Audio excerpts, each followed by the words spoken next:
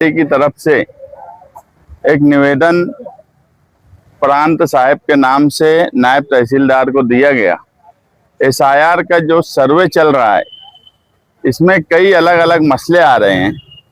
सियासी लोग, समाजी लोग सहयोग कर रहे हैं, इलेक्शन कमीशन और सरकार की मदद कर रहे हैं, मगर जिस तरह का सहयोग डिपार्टमेंट से लोगों को मिलना चाहिए वो नहीं मिल रहा है।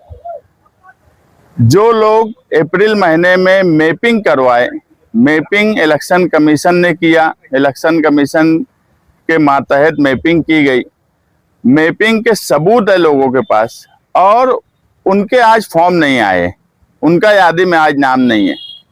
और ये शिकायत ज़बानी प्रांत साहब को की गई थी।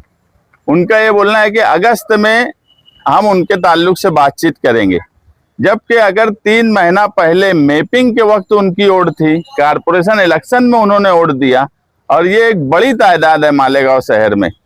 तो ये गलती डिपार्टमेंट की है कि अगर मैपिंग हुई और आज उनका यादी में नाम नहीं है, तो उसके ताल्लुक से 20 जुलाई तक का हमने इनको वक्त दिया है कि 20 जुलाई तक आप इस पर डिसीजन लीजिए कि इनके फॉर्म कैसे मिलेंगे।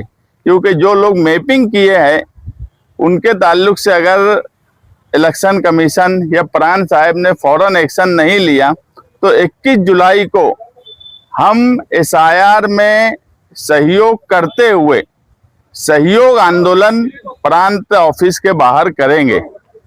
एक गांधी ने अंग्रेजों के खिलाफ असहयोग आंदोलन किया था, मगर हम ये मानते हैं कि इस मुल्क में आज़ादी के बाद, बाबा साहब अम्बेडकर के संविधान के बाद, ये हक हमको मिला वोट देने का, मगर आज एक साजिश के तहत, एक प्लानिंग के तहत वोट देने का हक छीना जा रहा है।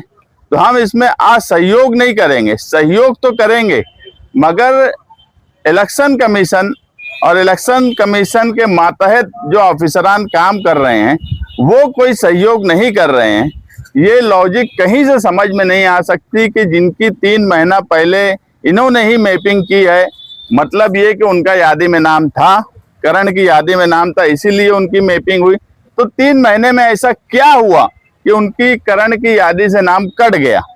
इस ताल्लुक से फौरन एक्शन होना चाहिए, नहीं तो बड़ा आंदोलन के लिए प्रांत साहब, सरकार, इलेक्शन कमीशन ऑफ इंडिया तैयार रहे कि मालेगांव से एक बड़ा आंदोलन होगा। इसी के साथ साथ अभी स्कूलों का टाइम कम कर दिया गया है, शॉर्ट टाइम कर दिया गया है। जिनकी एक शिफ्ट है वो स्कूलों में 10:30 बजे छुट्टी हो जाएंगी, यानी स्कूल का कामकाज खत्म हो जाएगा। जिनकी डबल शिफ्ट है उनका 2 बजे कामकाज खत्म होगा। हम एक बात ये देख रहे हैं कि अभी तक एक अंदाज से 3,18,000 फॉर्म में से 2 लाख फॉर्म बीएलओज ने वोटर तक पहुंचाया है, मगर फॉर्म भरकर वापस नहीं आ रहा है। लोगों के लिए हमने कई हेल्प सेंटर भी शुरू किए। इसी के साथ आज मैं टीएम स्कूल, निषाद स्कूल यहाँ पर बातचीत किया कि स्कूल का टाइम कम हुआ है, तो जो लोग बीएलओ नहीं हैं ऐसे टीचर्स मदद के लिए आगे आए और इन स्कूलों में भी हेल्प सेंटर कायम किया जाए। तो मैं मालेगांव शहर के तमाम ही स्कूलों के हेडमास्टर और मैनेजमेंट से गुजारिश करूंगा कि स्कूल का वक्त कम हो गया है, आप अपने स्कूल में जो टीचर्स बीएलओ नहीं हैं आप लोगों का फॉर्म भरिए, उनकी मदद कीजिए, क्योंकि लोग फॉर्म भरने में परेशान हो रहे हैं। और कुछ लोग ऑनलाइन सर्विसेज वाले, जीरोक्स वाले, उनकी कंप्लेन मेरे पास आई है। मैं प्रांत साहब को भी कंप्लेन 1-2 जगह की निशानदही किया हूँ कि 100 रुपया फीस लेकर फॉर्म भर रहे हैं। ये बिल्कुल गलत बात है। ऐसे लोग अगर इस तरह का काम करेंगे तो उनके ऊपर एक्शन लेंगे। और गलत फॉर्म भरा जा रहा है और 100 रुपया लिया जा रहा है, इसलिए स्कूल के टीचर्स आगे आए। ये एक दूसरे की मदद करने का वक्त है 15 दिन, और हर तरीके से एक दूसरे की मदद करिए। हर सियासी पार्टी, हर समाजी कामकाज करने वाला शहर का पढ़ा लिखा नौजवान, वो अपने आसपास में रहने वाले, अपने दोस्त अहबाब, एसआईआर के फॉर्म भरने में हमें एक दूसरे से कनेक्ट होकर एक खानदान की तरह मालेगांव शहर को मदद करने की ज़रूरत है। क्योंकि बिला वजह की बातें हमारे ताल्लुक से बहुत बोली जाती है।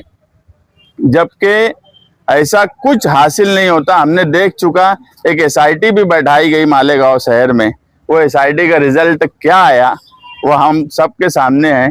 इसलिए एसआईआर के सवाल पे मिलजुल कर सब लोग कोशिश करें। दूसरी बात, इससे पहले 11 पेपर्स की मालूमात थी कि 11 पेपर्स में से एक पेपर देना है, जमा करना है, जिसमें जन्म दाखला, पासपोर्ट और दूसरे कई पेपर थे। मगर अभी अपडेट हुआ है और 12वां आधार कार्ड को भी आइडेंटिटी के तौर पर माना जाने वाला है। तो ये एक बड़ी राहत है कि आधार कार्ड को भी आइडेंटिटी के तौर पर माना जाएगा। लेकिन जिनके पास आधार कार्ड के अलावा उन 11 पेपर्स में से जन्म दाखला हो, पासपोर्ट हो या दूसरे जो पेपर्स हो वो हो, तो वो आधार कार्ड भी दे और वो पेपर भी दे। अगर वो 11 पेपर में से कोई पेपर नहीं जिनके पास है तो वो सिर्फ आधार कार्ड भी दे सकते हैं। या आधार कार्ड की एक सहूलत मिलने की वजह से हमें राहत होगी। मैं दोबारा प्रांत साहब पुलिस डिपार्टमेंट से वापस ये कहूँगा कि अगर 20 जुलाई तक जिनकी मैपिंग हुई है उनके फॉर्म नहीं मिले या उनके ताल्लुक से कोई 29 जुलाई से पहले कैसे उनके नाम आएंगे ये फैसला नहीं किया गया, तो हम 21 जुलाई को एक बड़ा आंदोलन करने के लिए तैयार है। ये मालेगांव शहर के तमाम ही डिपार्टमेंट, शासन, इलेक्शन कमीशन सब ये बात याद रखें कि अन्याय की एक हद होती है।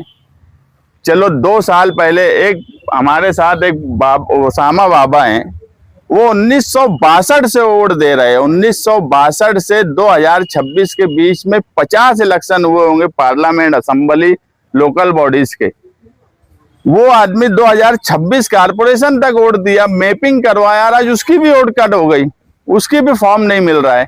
तो ये किस तरीके का कामकाज इलेक्शन कमीशन कर रहा है, इस पर ध्यान देने की जरूरत है। और मैपिंग वाले रोजाना रात में 10 बजे से 12 बजे के बीच में समाजवादी ऑफिस आगरा रोड पर जिनकी मैपिंग हुई थी और उनका नाम नहीं अभी आ रहा है, उनका फॉर्म नहीं मिल रहा है, वो अपना कोई भी आइडेंटिटी कार्ड, इलेक्शन कार्ड, आधार कार्ड का जीरोस करके अपना मोबाइल नंबर पीछे लिख के समाजवादी ऑफिस पे जमा करे। हर आवामी और समाजी मामले में समाजवादी पार्टी, इस्लाम पार्टी आगे आती है, शहर का एमएलए और एमआईएम।